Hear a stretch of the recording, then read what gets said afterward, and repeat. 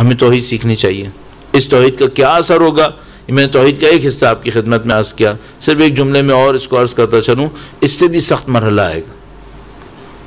ایک دفعہ ہوتا ہے وسائل ریسورسز ہمارے ہاتھ میں ہوتے ہیں، ہمیں توحید دیکھنی ہوتی ہے. ایک دفعہ ریسورسز ہاتھ میں نہیں ہوتے اور توحید دیکھنی ہوتی ہے. ایک تیسرا لیول ہے، نہ صرف ایک ریسورسز ہاتھ میں نہیں ہوتے. اب تھوڑا سا سخت لفظ ہے یہ، ایسی کوئی جگہ آتی ہے عزت بھی ہاتھ میں نہیں رہتی ظاہری طور پہ. سخت ترین زندگی کی مشکلات کیا ہوتی ہیں، شاید مسائل میں بھی عرض کروں گا. سخت ترین مشکلات میں سے ایک مشکل اس جگہ ہوتی ہے آپ حق پر ہوں، آپ کو پتہ ہے دشمن باطل ہے، اور وہ باطل پر ہو کر آپ کے اوپر فتح کا جشن منائے. یہاں توحید چیلنج میں آتی ہے. میرے نہیں خیال ہم لوگوں نے اس کو کبھی فیل کیا ہو، کیونکہ ہم نے شاید حق کے لیے کبھی اتنا کوئی شدید معرکہ کیا ہی نہ ہو. ہاں ہم اپنی جائیدادوں کے لیے شاید لڑے ہوں گے، اپنی نفس پرستیوں کے لیے شاید لڑے ہوں گے، اپنی خواہشات کے لیے شاید لڑے ہوں گے، لیکن کسی ایسی جنگ میں گئے ہوں جس میں ہم صرف حق کے لیے آئے ہوں اور باطل جیت جائے اور ہمارے سامنے فتح کا جشن منائے ہماری بے عزتی کر کے. یہاں توحید چیلنج میں آتی ہے. انسان جو میرا جیسا ایک عام انسان ہو وہ اپنے آپ سے سوال پوچھنے لگتا ہے اگر میں نے سب کچھ خدا کے لیے کیا تو خدا نے میرا ساتھ کیوں نہیں دیا. یہاں توحید سمجھنی پڑتی ہے اور یہ توحید کی باریکی ہے. بہرحال یہ ایک حصہ ہے ازداری سید الشہداء کا کہ ہمیں خدا سے نزدیک کرے، اور ایک اور حصہ آپ کی خدمت میں عرض کروں گا. درود بھیجے گا محمد و آل محمد. محمد آل محمد وعجل فرجهم. عزیزان محترم، یہ جو 3 جملات میں نے آپ کی خدمت میں سید الشہداء سے عرض کیے، اور یہی جملات سید الشہداء کے والد گرامی مولا امیر المومنین سے بھی منسوب ہیں. ان کی ذات پہ درود بھیجے گا محمد و آل محمد. محمد آل محمد وعجل فرج. یہ سید الشہداء کے اور ان کے والد گرامی کے پیغاموں میں سے ایک اہم پیغام ہے، اور وہ کیا ہے جو میں نے ابھی آپ کی خدمت میں عرض کیا کہ ہم جب کربلا کو سوچتے ہیں اور کربلا سے سیکھنے کو سوچتے ہیں تو میں یہ سوچتا ہوں کہ کبھی کوئی باطل آئے گا یزید کی طرح، میں اس کا مقابلہ کروں گا، اس مقابلے میں میں اکیلا رہ جاؤں گا، یہاں سے میری کربلا ہے. تو میں نے عرض کیا کہ یہ ایسا نہیں ہوگا. شاید کسی کے ساتھ ہو جائے، معمولاً لوگوں کے ساتھ ایسا نہیں ہوگا. ہم لوگ شاید اتنی، تھوڑی سی سخت بات، اتنی اہلیت نہ رکھتے ہوں کہ خدا ہم سے اتنا بڑا کوئی امتحان لے. حقیقت یہ ہے ہم میں شاید اتنی اہلیت نہ ہو کہ خدا ہم سے اتنا بڑا کوئی امتحان لے، لیکن ہم سے چھوٹے چھوٹے امتحانوں کو لے کر ہماری ایلیجیبلٹی کو ثابت کرواتا رہے گا، ہم سے امتحان لیتا رہے گا. اور اس زمانے میں خاص کر جس کے اوپر میں عرض کروں گا آپ کی خدمت میں، مثال کے طور پر میں اتنا اچھا مجاہد ہوتا کہ میں اسلام کی نصرت کے لیے کھڑا ہوتا، یزید جیسے کہ سامنے آتا، یزید کو للکارتا، اور اس کے بعد چاہے اکیلا رہ جاتا میں اس کا مقابلہ کرتا، کیا میں اس امتحان میں جاؤں گا؟ میں نے عرض کیا میرے اندر شاید اتنی سعادت نہیں ہو، شاید اتنی اہلیت نہ ہو. لیکن ایک سوال ہے، اگر کوئی ایسا ہوا تو میں اس کا ساتھ دوں گا؟ میں تو وہ نہیں ہوں. سید الشہداء نے مدینے میں فرمایا مثلی لا یبایع مثلہ، میرا جیسا اس جیسے کی بیعت کبھی نہیں کرے گا. اس کا مطلب ہے سید الشہداء فرمانے ہر دور میں کوئی نہ کوئی میرا جیسا آتا رہے گا. میں تو وہ نہیں ہوں، میں تو سید الشہداء کی طرح نہیں ہوں کہ ان کی طرح ظالموں کی بیعت کا انکار کروں اور اس مشکل میں پڑھوں. لیکن سوال یہ ہے سید الشہداء کے دور میں ایک سید الشہداء تھے، چند ان کا ساتھ دینے والے تھے. جن لوگوں نے ساتھ دیا ان کو ہم اتنا اچھا سمجھتے ہیں، اور میرے موضوع سے بھی نزدیک آتا ہے کہ ہم کہتے ہیں یا لیتنا کننا معاکم فنفوز معاکم. اچھا یہ جو یا لیتنا ہے، اے کاش میں آپ کے ساتھ ہوتا تو میں آپ کی طرح فوز اور سعادت کو حاصل کرتا. کیا یہ کاش آج کے دور میں نہیں آتا ہوگا؟ اچھا اب ہماری ایک انڈرسٹینڈنگ ہے، شاید ہم اسپیل آؤٹ بھی نہیں کریں گے، لیکن ہماری انڈرسٹینڈنگ ہے وہ کیا ہے؟ ایک طرف سے ہم یہ کہتے ہیں مثلی لا یبایع مثلہ، ہر دور میں حسین ہوگا، لیکن ہم سے کوئی پوچھے آج کے دور میں وہ حسین کہاں ہے جس کا تم نے ساتھ دیا، تو میں کہتا ہوں شاید آج کے دور میں ایسا کوئی نہیں ہوگا. ابھی تو آپ نے کہا تھا مثلی لا یبایع مثلہ، میرا جیسا اس جیسے کی بیعت کبھی نہیں کرے گا، اور آپ نے کہا تھا یہ آفاقی ہے، سید الشہداء کا کہنا اس انداز کا ہے. آج کے دور میں کون ہوگا؟ پھر ایک اور بہت بڑا سوال آئے گا، نمبر 1 ہوگا یا نہیں ہوگا، نمبر 2 اگر ہوا تو ہم نے اس کا ساتھ دیا ہے یا نہیں دیا ہے. تیسرا سوال بعد میں آئے گا کہ اگر ساتھ نہیں دیں گے تو کیا ہوگا. اب میں صرف ایک مثال آپ کی خدمت میں عرض کرتا ہوں، جس کو میں جرأت کے ساتھ کہہ رہا ہوں کہ ہاں یہ مجھے لگتا ہے کہ ایسی کوئی مثال ہو سکتی ہے. بھائی آپ کے سامنے اگر ایک ایسا کیس میں آپ سے عرض کروں، خدا مدد فرمائے انشاءاللہ، کوئی شخص کسی نظریے کی خاطر کھڑا ہو اور اس نظریے کی بنیاد سید الشہداء اور اہل بیت کی محبت ہو.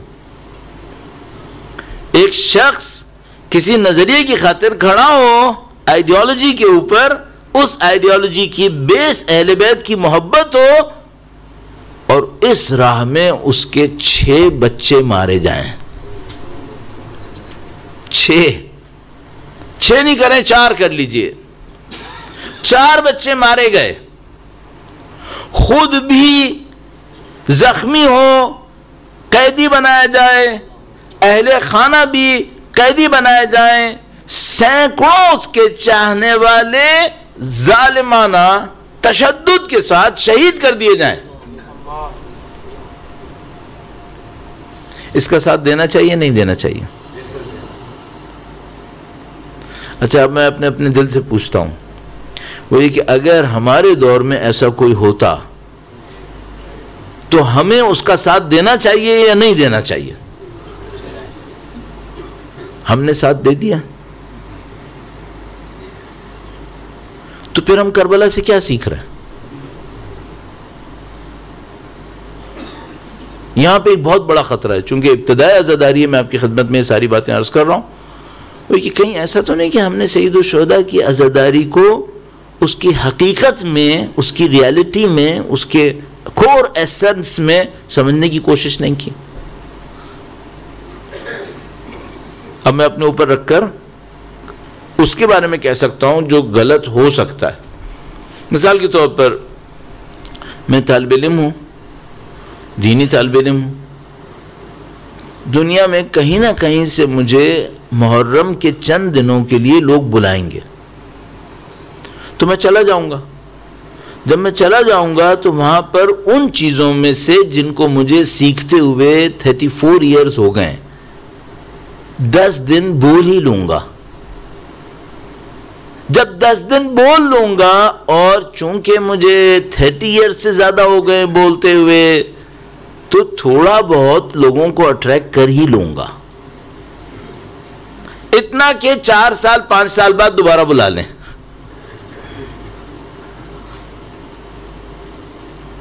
عزاداری کے لیے اتنا کافی ہے. اچھا جو لوگ آئے ہیں وہ کیا آئے ہیں؟ ان کا سید الشہداء سے ایک تعلق ہے، اور ان میں سے کچھ لوگ یہ سمجھ رہے ہیں کہ ہم اس سید الشہداء کی عزاداری میں جائیں گے تو ہماری دنیا آسان ہو جائے گی. تو مثال کے طور پر آپ کسی سے پوچھتے ہیں تو اپنے گھر میں عزا کرتے ہو، وہ کہتا ہے ہاں جی عزا کرتا ہوں. کیوں عزا کرتے ہو؟ مولانا پورے سال برکتیں آتی رہتی ہیں. اور برکتوں سے اس کا مطلب کیا ہے کہ اہل خانہ سب نماز شب پڑھتے ہیں؟ نہیں. برکتوں سے اس کا مطلب یہ اس کا بزنس بڑھتا ہے، اس کی سیلری بڑھ جاتی ہے، اس کی لگژریز میں اور اس کی زندگی کے آسائشوں میں اور لذتوں میں اضافہ ہو جاتا ہے. آپ انصاف سے بتائیے گا یہ عزاداری کا حق ہو گیا؟ مجھے اس سے ڈر ہے، مجھے سارا ڈر ہے وہ اس سے کہ خدا نہ کرے نعوذ باللہ ہم نے عزاداری کو اس طرح نہ دیکھ لیا. ہمیں کیا کرنا چاہیے؟ ہمیں، میں نے عرض کیا، سید الشہداء کے پیغام کو سمجھنے کی کوشش کرنا چاہیے. سید الشہداء نے توحید کو زندہ کیا تھا، عزاداری سید الشہداء توحید کو زندہ کرے ہمارے دلوں کے اندر. سید الشہداء نے ظالم کو للکارا تھا، مظلوموں کا ساتھ دینے کی بات کی تھی، خود سب سے بڑے مظلوم قرار پائے. سید الشہداء کی عزاداری ہمیں مظلوموں کا ساتھ دینے کی ہمت دے. اور ایک اور بات جو بہت امپورٹنٹ ہے، جو ہمیں عزاداری سید الشہداء میں کرنی ہے اور آپ نے مجھے کرنی ہے، یہ ہماری سب سے اہم ذمہ داری بنے گی، اور وہ یہ ہے کہ آپ ایک خاص محبت کے ساتھ یہاں پہ تشریف لائیں. سید الشہداء سے ایک پاکیزہ محبت. ہم ایکسپیکٹ نہیں کر سکتے سب لوگ فلاسفرز ہو جائیں، ہم ایکسپیکٹ نہیں کر سکتے سب لوگ پولیٹیکل سائنٹسٹ ہو جائیں، سب لوگ نہیں معلوم کوئی سوشل موومنٹ کے فاؤنڈرز ہو جائیں. نہیں ہوگا. یہاں بہت سارے لوگ ہوں گے ایسے دنیا بھر کے اندر کہ جو لوگ صرف سید الشہداء کے ساتھ ایک ذاتی محبت کے لیے آئے ہیں یہاں پر. اچھا، اگر کوئی شخص صرف ان تمام باتوں کو نہیں سمجھتا جو میں نے ابھی عرض کی، مظلوموں کا ساتھ دینا، ظالموں کو للکارنا، یہ ساری باتیں اس کو سمجھ میں نہیں آتی، صرف امام حسین کی خالص محبت پہ اصرار کیوں کر رہا ہوں؟ دنیا کی خاطر نہیں، دکھاوے کی خاطر نہیں، ریچولز کی خاطر نہیں، صرف سید الشہداء کی خالص محبت میں یہاں تک آئے. اب میں آپ سے ایک سوال پوچھوں گا، سید الشہداء اسے کہاں لے کے جائیں گے؟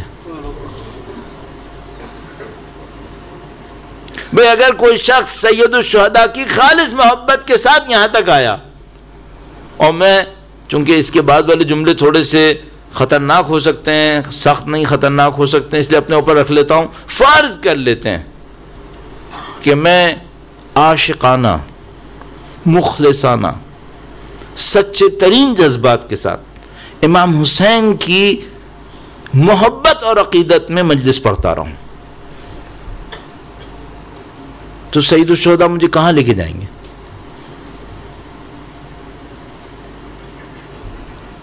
شہرت دیں گے، طاقت دیں گے، دولت دیں گے. میں جو سید الشہداء سے سچی محبت کروں پورے خلوص کے ساتھ، سید الشہداء مجھے جواب میں دولت دے دیں، آئے سید الشہداء مجھے اس پہ چھوڑ دیں گے؟ قسم کھا رہا ہوں ایسا نہیں ہوگا. اگر کوئی واقعاً سید الشہداء کے ساتھ خالص، مخلص، سچی ترین دلی محبت کے ساتھ آئے سید الشہداء کی بارگاہ کے اندر، سید الشہداء اسے کیا دیتے ہیں؟ ان کے اجداد طاہرین کیا دیتے ہیں؟ ان کی یہ پاکیزہ نسل کیا دیتی ہے؟ واللہ کہہ سکتا ہوں کوئی سچی محبت سے آئے اور سید الشہداء سے کہ مولا مجھے کچھ نصیب کریں، سید الشہداء صرف دولت نہیں دیں گے. کیوں؟ دولت حقیر ہے. خود ان کے جد امجد نے کہا ہے کہ حقیر ہے. دنیا نہیں دیں گے کہ صرف دنیا دے کے چھوڑ دیں. ممکن ہے دنیا بھی دیں، لیکن صرف دنیا دے کے چھوڑ دیں یہ نہیں ہو سکتا ہے. قسم کھا رہا ہوں کہ نہیں ہو سکتا. اگر کوئی سچی محبت کے ساتھ آیا تو سید الشہداء کیا دیں گے اسے؟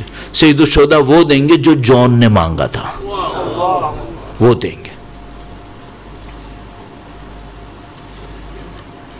کربلا کے واقعے کے اندر لوگ امام حسین سے، سید الشہداء سے کہتے رہے کہ مولا ہم پیسہ دینا چاہتے ہیں، ہم گھوڑا دینا چاہتے ہیں، ہم شمشیر دینا چاہتے ہیں. کیا امام حسین نے قبول کیا؟